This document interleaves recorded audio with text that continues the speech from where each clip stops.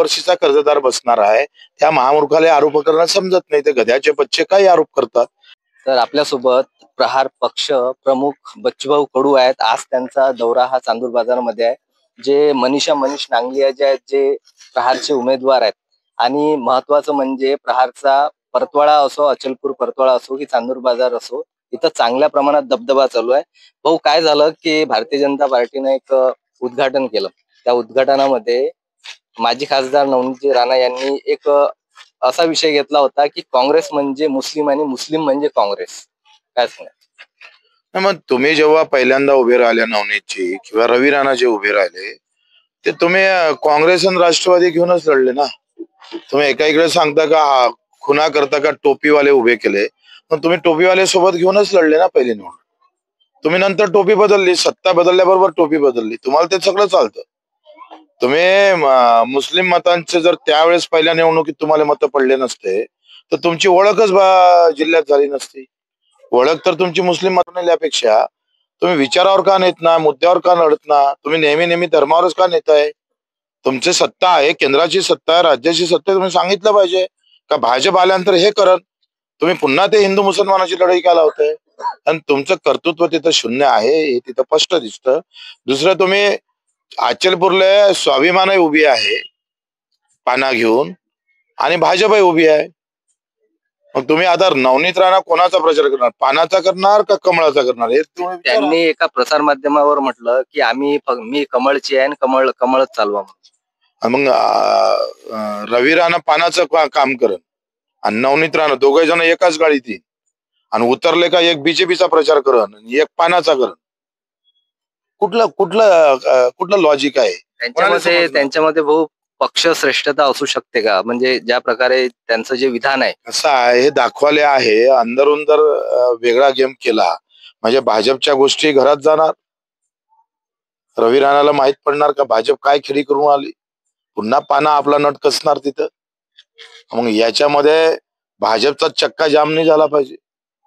आखरी अशी काय कमजोरी आहे भाजपची का नवरा पानाचं काम करतोय आणि नवनीत राणा कमळाचं काम करतोय. काय कमजोरी आहे तुमची? केंद्रात आणि राज्यात जर सत्ता आहे आणि तरी सुद्धा तुम्हाला हे कमजोरी, एका घरात दोन पक्ष ठेवावं लागतं. एवढी कमजोरी भाजपवर का आली? आणि निवड जाती धर्माचं राजकारण करू नये. देशात शांतता कशी राहील? तुम्हाला फक्त निवडणुकीतच धर्म आठवतं का? रोज आमचा 12 शेतकरी आत्महत्या करतो, 12 ते शेतकरी. तो हिंदू शेतकरी आत्महत्या करतो, तो हिंदू नाही आहे का? त्याच्यासाठी आपण का बोलत नाही? आपलं आंदोलन चालू होतं. आंदोलन मध्ये जे तारीख भेटली त्या तारखेनंतर एक बवाल झाला होता की बच्चू भाऊनं काहीतरी सेटिंग केली किंवा बच्चू भाऊचं आंदोलन हे मागं घेण्यात आलं कोणत्या तरी माध्यमातून. म्हणजे मूर्खाची औलाद आहे. तुम्ही सांगा, 29ला आपण आंदोलन पाणी सुरू झालं, 30ला धो पाऊस होता, तिथं माणसं नव्हते आणि 30 तारीख घेतल्यामुळं या वर्षीचा कर्जदार बसणार आहे. त्या महामूर्खाला आरोप करणं समजत नाही. ते गध्याचे बच्चे काय आरोप करतात आणि त्याच्यासोबत बाकीचे लाईन मध्ये लागतं. म्हणजे या देशात गधेची कमी नाही, त्याच्यावरून स्पष्ट होते की इतने गधे नाही होणार ना देश के अंदर. एवढे जर गध्याची औलाद पैदा होऊन तर कसं होणार आहे? तुम्ही एक सांगा, आपण 30 जून जर तारीख घेतली नसती 26ची, तर या वर्षीचा कर्जदार बसला असता का? या वर्षीचा कर्जदार कधी थकीत होतं? 31 मार्चला थकीत होतंय. मग त्या गध्याला माहित नाही त्याला काय करावं? आपलं आहेच आंदोलन. ज्यांना 31 तारीख नसन, त्यांचा लयच त्यांच्या अंगात असेल तर त्यांना आंदोलन करा ना म्हणा उद्या. त्यांना कोण थांबवलंय? हे जे लुच्चे आहे काही लोक जे आरोप करतात, तर त्यांनी आंदोलन करा ना म्हणा. मग मी केलं आंदोलन, थांबलं, तुम्हाला वाटतं मॅनेजर, तुम्हाला कोण अडवलं साले हो? तुम्ही का करत नाही?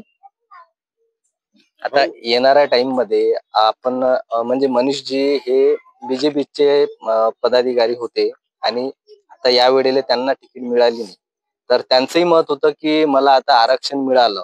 ओपनचं आरक्षण मागच्या बातमीमध्ये आम्ही त्यांच्याशी बोललो होतो. आरक्षण मिळालं नाही, यावेळेला भाजपनं आम्हाला तिकीट दिली नाही. तर त्याबद्दल काय सांगा? कसं आहे, अखेरी निवडणुकीमध्ये हा सगळा अदल बदल चालू असतो. लक्षात घ्या, राजकारणामध्ये ही राजकीय खेळी असतात सगळ्या. त्याच्यानं हे काही वेगळेपणा आम्ही करतो असं नाही आहे. आम्ही चक्की फिशिंग म्हणणारे देवेंद्र फडणवीसनं अजितदादाला घेतलं का नाही घेतलं? मी मुंजा राहीन म्हणे, लग्न करणार नाही पण अजित दादाच्या मांडीला मांडी लावून बसणार नाही. आता का लग्न तोडता लागलेलं? मनीषजी नांगलिया जे आपले उमेदवार आहेत, आता यांना कशाबद्दलची शुभेच्छा आणि कोणत्या पद्धतीचं समीकरण आहे जे हे शुभेच्छा निवडून काय, येतील? आम्ही दोघे जण शुभेच्छा घेणार आहे लोकांच्या. मी एकटा कसं देणार आहे? ते म्हणजे आम्ही ना आम्ही म्हणजे ते. म्हणजे कोणत्या प्रकारचं समीकरण आहे? कारण की बीजेपीचा कॅन्डिडेट राहते ते आता सगळं जर सध्या- ओपन केलं तर मग आमच्याच गोट्या तिकडे जाईन तर कसं होणार आहे? तुला कसं सांगणार आम्ही समीकरण कसं आहे? आमचं समीकरण विकासाचं आहे लोकांच्या. तुम्ही सांगा या परत चांदूर बाजार मध्ये अर्धवट कामं सगळे पडलेले आहे. 1 वर्षापासून एक खडकू सुद्धा इथे येऊ शकला नाही. म्हणजे भाजपचा आमदार, भाजपची सत्ता, भाजपचं सगळं असताना एक खडकू सुद्धा नाही. ते आणाले काही सत्ता पाहिजे नसतं. कायदा आहे ना, बाबासाहेबांनी जी घटना दिली त्या कायद्यानं आम्ही निधी आणू. नाही आणलं तर आम्हाला आणता येतं. 35,000 कोटीची कर्जमाफी आम्ही सरकारकडून उठून घेतली नाही. 600 रुपये महिना होता दिव्यांगाला, तो 2,500 केला नाही बच्चू कडून. सत्ता आमची होती, आमदार आमचे किती होते? करण्यात दम पाहिजे ना मनगडात. मनीष भाऊ, तुम्हाला एक प्रश्न, बच्चू भाऊंच्या माध्यमातून आता आपली तयारी कोणत्या पद्धतीची आहे? आपली तयारी जनतेचा विकासच करायचा आहे. भाऊच्या माध्यमातून तांदूळबाजार जनतेचा विकास करायचा आहे आणि आम्ही सगळे सोबत आहोत. त्या दृष्टिकोनातून आम्ही जनतेचा विकास करू, आता गावाचा विकास करू आणि सामान्य जनतेला न्याय देऊ.